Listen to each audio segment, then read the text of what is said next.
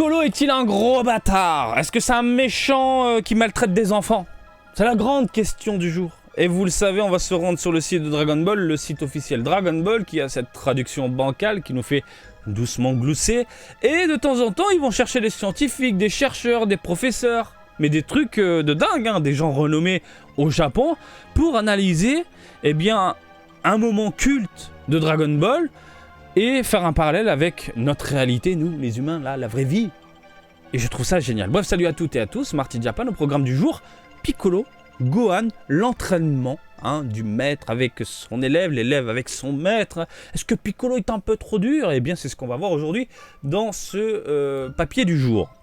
Les méthodes de training de Piccolo sont-elles scientifiquement solides? La relation maître-étudiant de Piccolo et Gohan, analysée par un expert en psychologie du développement.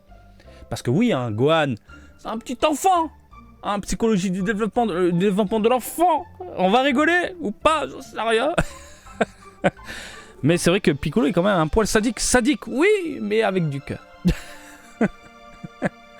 Il existe d'innombrables personnages, scènes et actes narratifs emblématiques dans Dragon Ball, mais demandez aux fans ce dont ils se souviennent le plus, et une partie importante dirait sûrement l'arc d'entraînement Piccolo et Gohan. C'est vrai que c'est hyper marquant. Bien qu'il soit l'ennemi mortel de Goku, Piccolo finit par enseigner à son fils Gohan les manières du guerrier. La manière dont la relation du couple, passe d'une relation de peur et de mépris à l'une des plus touchantes de tout le canon, fait de cet arc un chef-d'œuvre absolu dont la popularité perdure à ce jour. C'est vrai, la relation entre Piccolo et Gohan, t'as même l'impression que Gohan est beaucoup plus attaché à Piccolo que Goku. En même temps, Goku n'est jamais là en tant que père. Il est jamais là. Et Piccolo est tout de même présent, dur, mais présent. Donc, c'est normal que le Gohan s'attache un peu plus, j'imagine, à Piccolo. Mais bon, on va voir du coup ce billet du jour. Mais avec tout cela dit, il convient de souligner qu'avec la menace imminente de l'assaut de Vegeta et Nappa sur Terre, Gohan a subi l'entraînement brutal que lui a Piccolo à l'âge que lui a fait subir Piccolo à l'âge de 4 ans seulement. Après avoir survécu pendant 6 mois seul dans la nature avec des bêtes affamées qui se cachent à chaque recoin de rue. Alors c'est pas des rues, mais puisque là on est dans une plaine, il n'y a rien, il n'y a pas de civilisation. On évite les mots comme rue, street, voilà. Gohan a été obligé de se battre contre Piccolo pendant des jours. Peu importe à quel point Gohan était un enfant prodige, cette période d'entraînement a dû être une expérience terrible pour le jeune guerrier.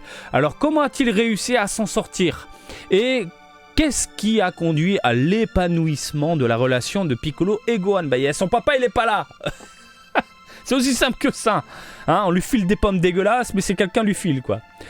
Je n'ai pas pu m'empêcher de m'interroger sur tout ce qui s'est passé, qui ne nous a pas été révélé dans les pages du manga. À cette fin, j'ai décidé de faire appel à l'aide du professeur Toshihiko Endo, un expert en psychologie du développement de l'université de Tokyo, pour m'aider à comprendre un peu plus en détail la relation maître-étudiant de Piccolo et Gohan. La lecture de l'analyse du professeur Endo pourrait bien changer la façon dont vous voyez le duo bien aimé de cet arc d'entraînement inoubliable. Donc le professeur Endo, professeur à l'école d'études supérieures à l'université de Tokyo, directeur au centre pour le développement de la petite enfance, l'éducation et la recherche politique, diplômé du département d'éducation de l'université de Tokyo, s'est retiré de son doctorat à l'école supérieure d'éducation de l'université de Tokyo après avoir acquis les points nécessaires pour obtenir un doctorat. Il en a des roubignoles. Elles sont pleines. Je suis un bonhomme. Allez, je sais tout sur les enfants, la psychologie. A occupé de nombreux postes au cours de sa carrière, notamment celui de docteur en psychologie à l'université de Kyushu, conférencier à l'université du Sacré-Cœur de Tokyo, professeur adjoint à l'école supérieure de l'université de Kyushu et professeur associé à l'école d'études. Bon, mon gars, il a un CV. Fais voir ta bouille. Il a une bonne bouille. Il a une bonne bouille. Toi, tu kiffes Dragon Ball, t'es mon pote. Je t'aime bien. Donc l'intervieweur, qui s'agit de Maishiro, Analyste du divertissement, auteur de nombreux articles basés sur des recherches sérieuses, y compris des analyses de données et des entretiens sur des sujets non sérieux. Articles souvent présentés sur la page freelance de Yahoo, c'est vrai, et sur le site Web Daily Portal Z. Aime particulièrement la musique, les films et les mangas. La phrase inutile à la fin. Parce que qui n'aime pas la musique, les films et les mangas?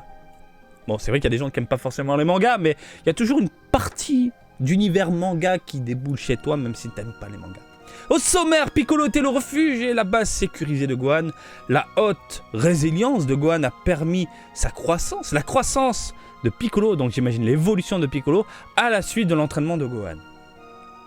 C'est parti pour le premier point. Tout d'abord, j'aimerais connaître vos impressions générales sur la façon dont Piccolo a enseigné à Gohan. Je vais mettre un extrait. Indo répond. Personnellement, j'ai l'impression que vous ne pouvez pas vraiment décrire ce qui s'est passé entre Piccolo et Gohan comme un enseignement. En ce qui concerne la relation Piccolo et Gohan, ce n'est pas tant que Piccolo a fourni à Gohan un ensemble de principes et lui a demandé de les suivre. C'était plus que Piccolo a soutenu Gohan dans sa propre étude.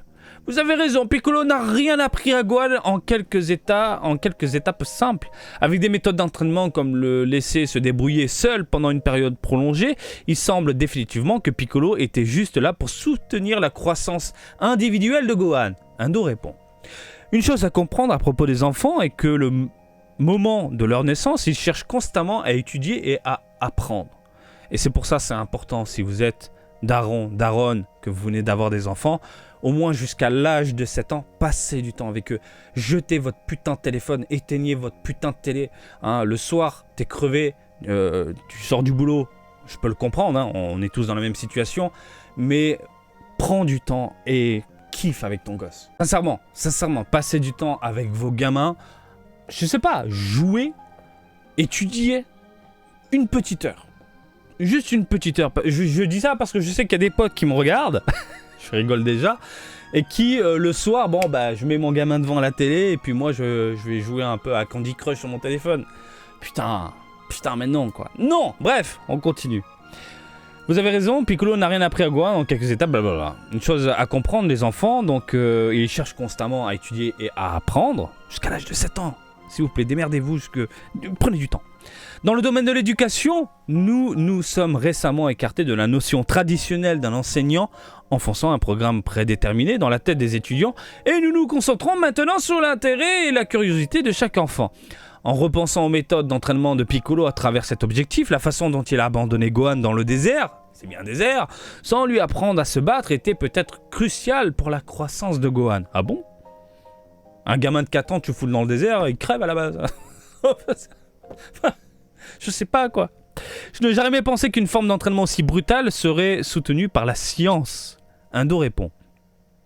Bien que pour clarifier, même si Piccolo a techniquement abandonné Gohan, il était là pour soutenir Gohan en esprit. Mentalement, je suis là, mon gars. La façon dont je le vois, Piccolo a agi comme ce que nous appelons en psychologie du développement un refuge et une base sûre.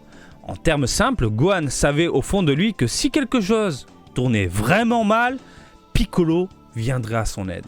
Donc en gros, Gohan se démerde tout seul dans le désert, mais inconsciemment, il sait que même s'il lui arrive la moindre crasse, le moindre problème, il va y avoir quelqu'un pour l'aider. Donc peut-être c'est pour ça qu'il arrive à progresser, évoluer. Je parle de Gohan, du coup, durant cette période. C'est un aspect crucial de toutes les relations adulte-enfant. Avoir quelqu'un qu'un enfant connaît est là pour reconnaître. Alors attendez. Avoir un enfant, bon bref, connaît est là pour reconnaître ses efforts et les soutient même si lorsqu'ils ne sont pas je ne comprends pas. Avoir quelqu'un qu'un enfant connaît est là pour reconnaître ses efforts et les soutient même lorsqu'ils ne sont pas physiquement à proximité, a une énorme influence positive sur leur développement. D'accord. Si un enfant sait inconsciemment qu'il a quelqu'un pour le soutenir, eh bien il va quand même développer quelque chose. J'ai traduit ça en mode express. Si un enfant sent qu'il a le soutien de quelqu'un comme ça, un gros soutien, alors il est capable de s'engager dans ce que nous appelons l'exploration en d'autres termes. Il est libre d'essayer de nouvelles choses et de créer et de repousser ses limites. Ça, c'est intéressant. Je ne sais pas si Piccolo essaye activement de devenir le refuge et la bassure de Gohan, mais il semble vraiment que lui ait fourni un soutien émotionnel. Endo répond. Un autre concept que nous avons en psychologie est de l'apprentissage cognitif, qui est équivalent à la façon dont le passé un apprenti étudiant une forme d'art ou une technique avec un maître dans ce domaine. L'apprentissage cognitif serait divisé en 4 étapes. La première étant la modélisation, c'est là que l'apprenti observe le maître et est surpris par son habileté tout en ressentant un sentiment de respect et d'idolisation.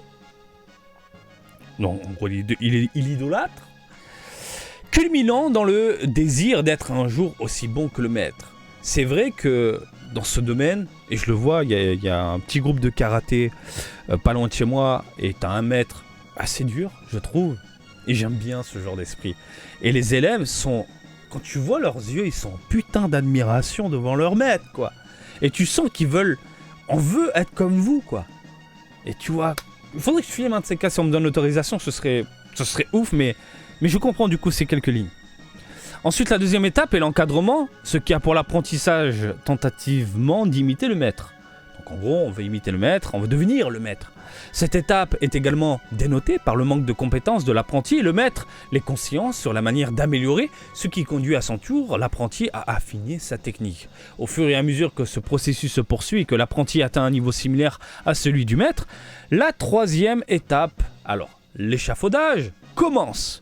En prenant le sens de l'échafaudage pour créer un chemin sûr, la troisième étape peut être considérée comme le maître reconnaissant que l'apprenti n'est pas loin d'achever son voyage et de créer les principaux points d'appui en reprenant l'obstacle. Le maître Jedi, le Padawan, le maître Sith et son apprenti. Il sera toujours mon apprenti. Je pense à Sidious. Sidious qui est le maître et Vador c'est toujours un apprenti. Même dans la fin de l'épisode 6, c'est toujours un apprenti, c'est pas un maître. Ce qui nous ramène à l'étape finale, la décolorisation. La technique de l'apprenti étant proche de la perfection, le maître se retire de la relation et l'apprenti devient autonome. Il devient maître Jedi. Endo. La relation de Piccolo et Gohan semble parfaitement s'aligner sur le modèle défini par un apprentissage cognitif. Au début, Gohan est terrifié par Piccolo, mais il reçoit des conseils de lui, est sauvé par lui et finit par devenir autonome. Je dirais que bon nombre des composants nécessaires à la maîtrise d'une forme d'art ou d'une technique sont représentés sur les pages du manga Dragon Ball. Allez, deuxième chapitre, entre guillemets, la haute résilience de Gohan a permis sa croissance. Même si nous avons établi que les méthodes de Piccolo sont étayées par des preuves scientifiques, je me demande toujours si Piccolo est toujours simplement un enseignant trop terrifiant pour un enfant de 4 ans. À partir du moment où ils sont nés, chaque enfant a ses propres tendances comportementales et bizarreries, ce que nous appelons en psychologie son tempérament. Lorsqu'il s'agit d'éducation, il est essentiel d'identifier le tempérament d'un enfant et de créer un environnement d'apprentissage qui s'aligne avec lui. Et donc, bien que cela ne soit pas montré directement dans le manga, il semble probable que Piccolo ait identifié que même si Gohan a peur de quelqu'un, il est capable de surmonter sa peur et de voir les choses à travers. Je pense qu'il y a de bonnes chances que Gohan ait tellement peur de Piccolo qu'il a essayé de s'enfuir ou a complètement abandonné, mais il ne l'a pas fait. Qu'est-ce qui a permis à Gohan de réussir au final ?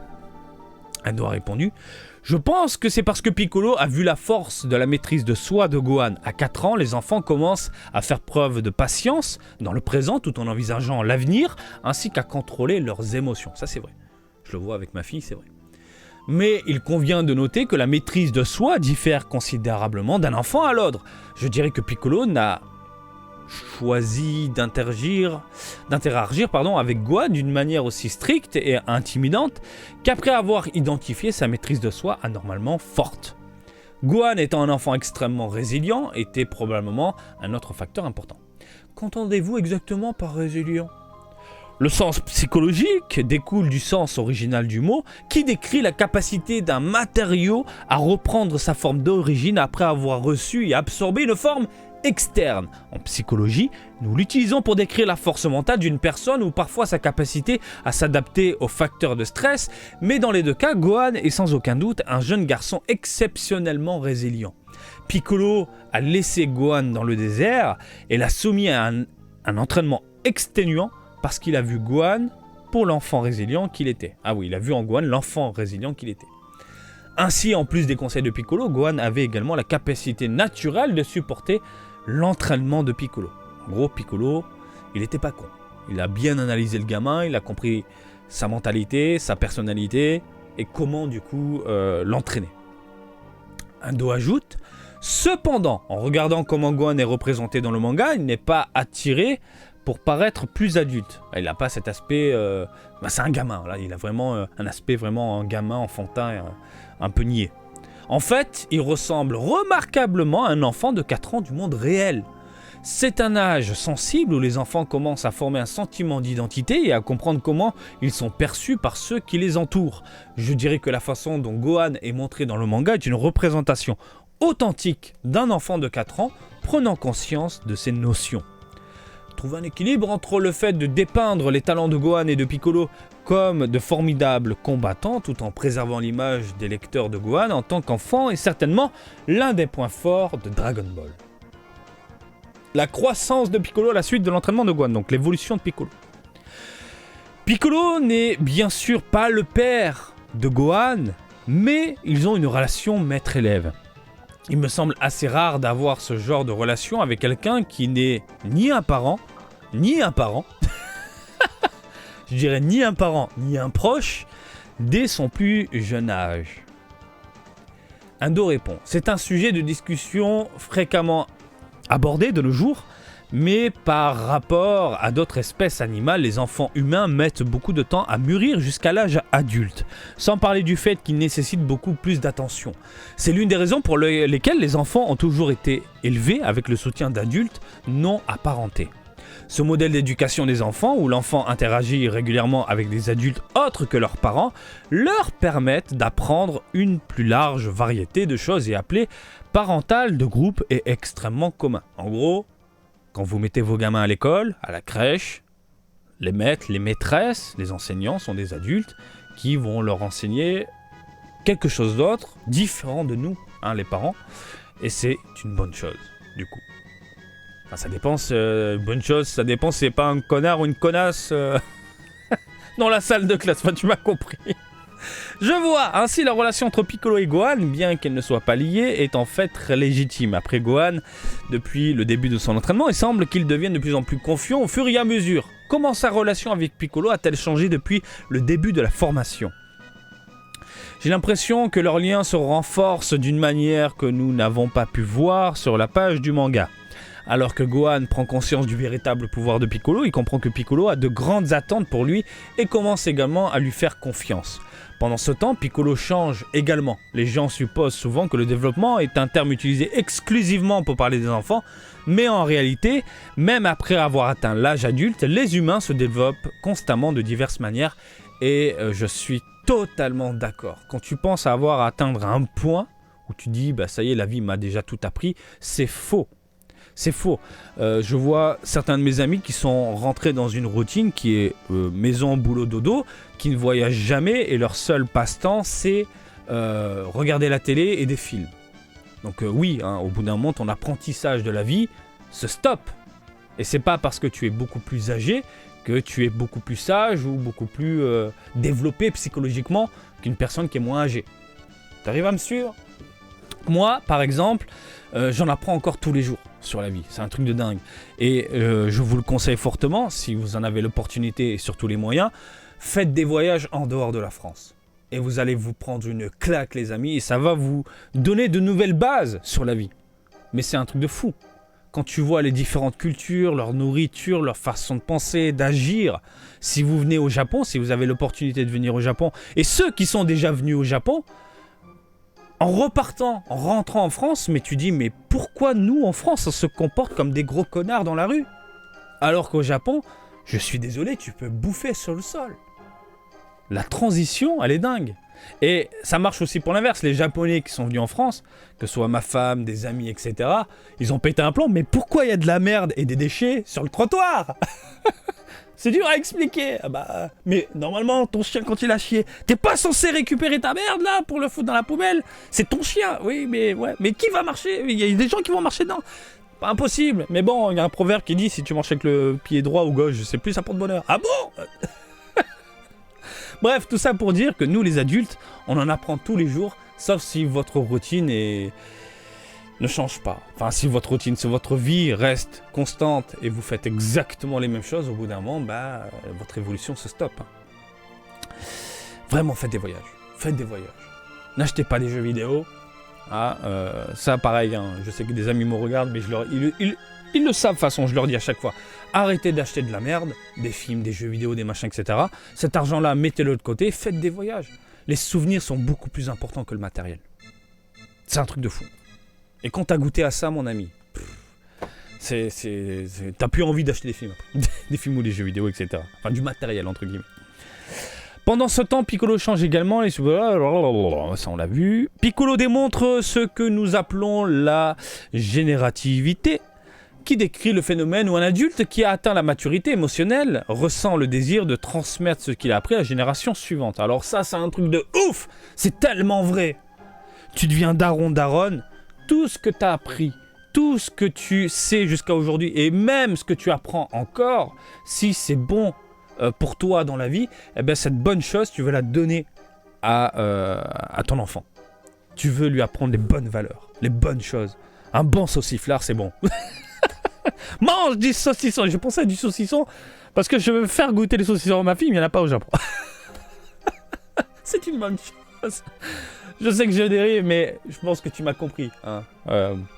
Les ondes positives que tu reçois, hein, tout ce que tu reçois, eh bien, faut les donner tout simplement à ta progéniture, ce qui va permettre de créer une nouvelle génération de personnes gentilles. Faut faire des gens et des personnes gentilles. Hein, voilà, des gens sympathiques et des personnes gentilles. Bref, ressent même la joie et à le faire. Alors attends, j'en suis où?